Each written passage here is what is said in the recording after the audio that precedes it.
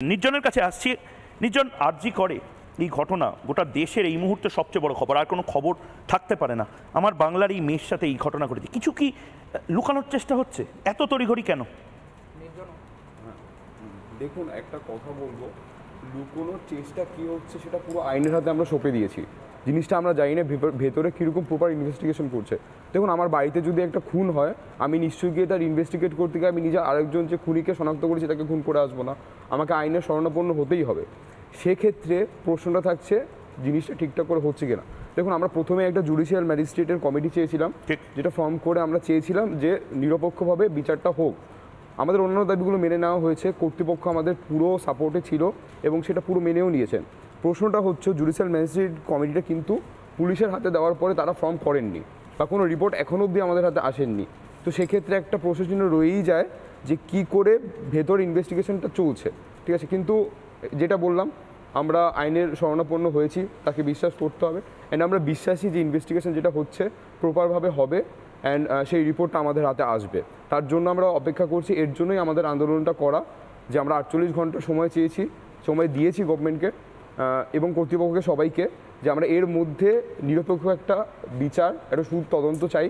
তার রেজাল্ট যদি আমরা হাতে না পাই তাহলে আমরা এই জিনিসটা কন্টিনিউ করব। বেশ বেশ, বাদল দেবনাথ, আমি আপনার কাছে যাচ্ছি।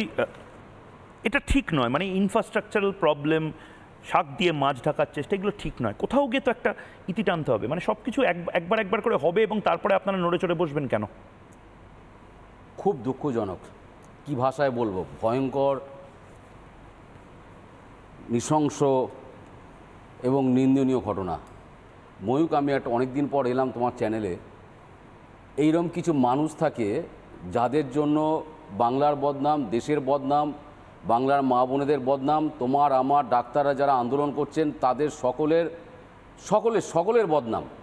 আর এরকম কি বলবো, এরকম ঘটনা সারা দেশ বিভিন্ন জায়গায়, আমি তো চেঞ্জ কেন হবে না ঘটনাগুলো ঘটে। বাদলদা, আমি ধরে ভেঙে জিজ্ঞেস করছি, বাদলদা, আমি ধরে জিজ্ঞেস করছি। আমি ধরে নিলাম এটার সাথে আপনাদের কোনো হাত নেই, কিন্তু সিভিক ভলেন্টিয়ার রিক্রুটমেন্টের সাথে তো আপনাদের হাত আছে।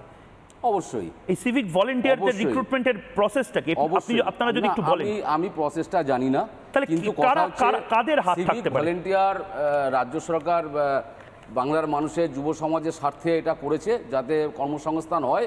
এই ভবানীপুরের ছেলেটি তোমার এই প্রোগ্রামটায় আমি দু লাইন বলে নিই, যে এই যে মানে দিদি সকালবেলায় নির্দেশ দিয়ে দিয়েছে যে তদন্ত হোক, ডাক্তারদের যে আন্দোলন, সেটা তো মহৎ কাজ কিছু নয়, এটা তার ডিউটি। এবং বরঞ্চ স্বাস্থ্যমন্ত্রী কেন পুলিশ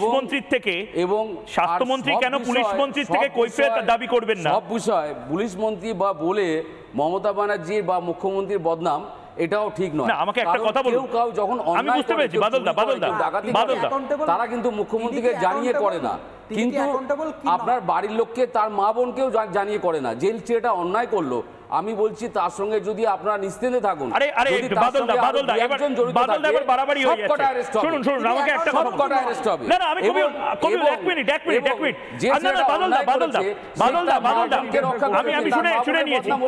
তার পরিবারের বদনাম হলো না, তাহলে এই যে আজকে তোমাদেরকে এই প্রোগ্রামটা করতে হচ্ছে, বরাবরই সিবির সাথে কন্ট্যাক্ট করছেন যাতে ইনভেস্টিগেশন ঠিকভাবে চলে, এটা কোনোভাবেই মেনে নেওয়া যায় না। স্পটে এসেছেন, মুখ্যমন্ত্রী স্পটে এসে কি ইনভেস্টিগেশন করে সবকিছু সলিউশন করতে পারবে?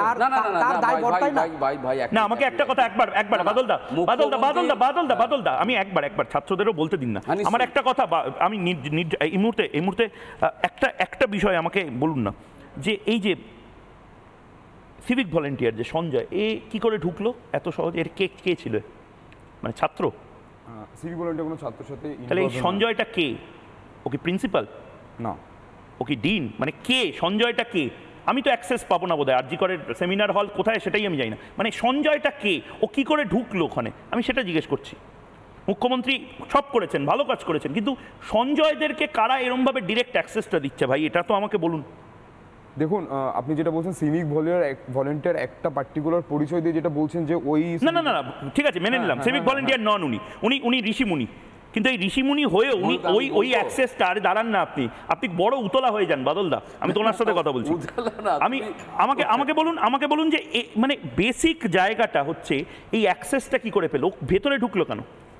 দেখুন, জিনিসটা যে ক্রাইম হয়েছে সেটা একটা ছিল যে নিরাপত্তার গাফিলতি ছিল, আমিও সেটা মানছি, কিন্তু সিসিটিভি ক্যামেরার ফুটেজের মাধ্যমে আছে সিসিটিভি ক্যামেরা ফুটেজ, অবভিয়াসলি, নইলে সিসিটিভি ক্যামেরা না থাকলে পুলিশ কি করে এটা বলতে পারছে যে সিসিটিভি ক্যামেরার বেসিস, মানে সিসিটিভি কোন জায়গাটা ছিল? সিসিটিভি ছিল পুলিশ বলেছিল। পুলিশ কখন বলেছে? আচ্ছা একবার দিদি ভাষ্য দিদি কিছু বলতে চাইছে, একবার বলুন। হ্যাঁ, পুলিশ তো প্রথমে আত্মহত্যাই বলেছে, সিসি ক্যামেরার ফুটেজ কেন দেখলো না? আত্মহত্যা এইরকম একটা ব্রুটাল ঘটনা, সেটাতে এত লঘু করে দেখে প্রথমেই মন্তব্য করবে কেন পুলিশ? কেন করবে সেটা বলুন। আমি একজন মা, আমার ঘরে ওর থেকে ওর মতোই মেয়ে আছে, তাহলে আপনি যন্ত্রণাটা বুঝতে পারছেন না বোধহয়। ওর বাবা অবাক হয়ে যাচ্ছে যে আত্মহত্যা, আমার জানি না, তাহলে আপনি এটা বলছেন কেন যে পুলিশ ইনভেস্টিগেশন করছে? আমি নিজে ডিউটি করেছি, আপনি তাকে বলছেন? তাহলে নিশ্চয়ই আপনি বুঝতে পারছেন, তাহলে পুলিশ প্রথমে আত্মহত্যা বলবে কেন? তাহলে আমি বলবো অপরাধীর শাস্তি তো চাই, প্লাস যে পুলিশ না বুঝে এরকম লঘু মন্তব্য করেছে তারও শাস্তি পেতে হবে। না কিন্তু নির্ঝর বাবু, নির্ঝর আমাকে একটা কথা বলুন যে এই সঞ্জয়টা কে? মানে আপনাদের ইউনিয়নের কেউ, আপনাদের মানে অ্যাসোসিয়েশনের কেউ, হু ইজ সঞ্জয় যে এরমভাবে ডিরেক্ট অ্যাক্সেস পেল? আপনারা কি জানেন সেটা? না, আমরা এই সঞ্জয়ের ব্যাপারে কোনো কিছুই অবগত। আপনাদের প্রিন্সিপাল জানে না? কোনো কিছুই জানেন। তাহলে আপনাদের প্রিন্সিপাল জানেন না, আপনারা জানেন না, তাহলে আপনারা আছেন কেন? অন্য কোনো মঙ্গল গ্রহের মানুষকে বসিয়ে দিতে পারা যায় তো আর জি করে। মানে এই সঞ্জয়ের অ্যাক্সেসটা পেলো কি করে আপনারা কোনোদিন জিজ্ঞেস করেননি? সঞ্জয় মানে কিভাবে ব্রুটাল রেপটা হয়েছে আপনি বুঝতে পারছেন নিশ্চয়ই, কেন আমি কথাগুলো বলছি। আচ্ছা, আমার প্রথম প্রশ্ন এটা, বলুন, যে সঞ্জয় যে জিনিসটার সাথে পুরোপুরি ইনভলভ ছিল আর ও যে কনফার্ম, এটা কি কোনো রিটেন স্টেটমেন্ট আমাদের কাছে এসেছে? আমি তো পুলিশ নই, কিন্তু পুলিশ কমিশনার তো তাই বলছেন। আমি তো সেটাই জানতে চাইছি যে সঞ্জয় এর সাথে যুক্ত কি যুক্ত নয়। সেটা তো আমি বলতে পারি না, এটা অবশ্যই বিচারাধীন। হ্যাঁ, তার মানে কারা এর পেছনে, আর কারা আছে? মানে অনেস্টলি আপনি এটা বলুন না, মানে সঞ্জয়কে কি স্কেপগোট বা বলির পাঠা করা হচ্ছে? দেখুন, আমরা ইনভেস্টিগেশনের আন্ডারে না, আমি বলছি সঞ্জয় মানে সিমেন্ট স্যাম্পল কি পাওয়া গেছে? মানে সঞ্জয় বাদে অন্য কেউ কি এর সাথে যুক্ত, তার উপর বল প্রয়োগ করেছে, এই জিনিসগুলো কি সম্ভাবনা আছে? এখন অবধি কোনো কিছু রিভিলড হয়নি। তাহলে সঞ্জয়টা কি? মানে এরা এত তাড়াতাড়ি অ্যাক্সেসটা পেয়ে যাচ্ছে কি করে? আমি সেই জিনিসটা জিজ্ঞেস করছি। আমরা তো সেই বিচারের জন্যই কার কাছে বিচারের জন্য যাচ্ছেন? আপনি তো বলছেন মুখ্যমন্ত্রী ক্লিন চিট দিয়ে দিচ্ছেন আপনারা। তো দুরকম হয়ে যাচ্ছে। হ্যাঁ বলুন বাদলদা। ময়ূক, আপনার প্রশ্ন দুরকম হয়ে যাচ্ছে। হ্যাঁ, কিরকম? ওকে বলছেন ও যদি কেউ জড়িত থাকে, সঞ্জয়টাকে বাদলদা যেই হোক না কেন, আরে যে হোক না কেন, মানে সঞ্জয় কি মঙ্গল গ্রহ থেকে এসেছে? যে হোক, এরকম ভাবে যে হোকটা বলেন কি করে আপনি? নবান্নতে মমতা বন্দ্যোপাধ্যায়ের ঘরের বাইরে সঞ্জয় আসতে পারলে না, অপরাধী কি বলছে? দাঁড়ান, আমি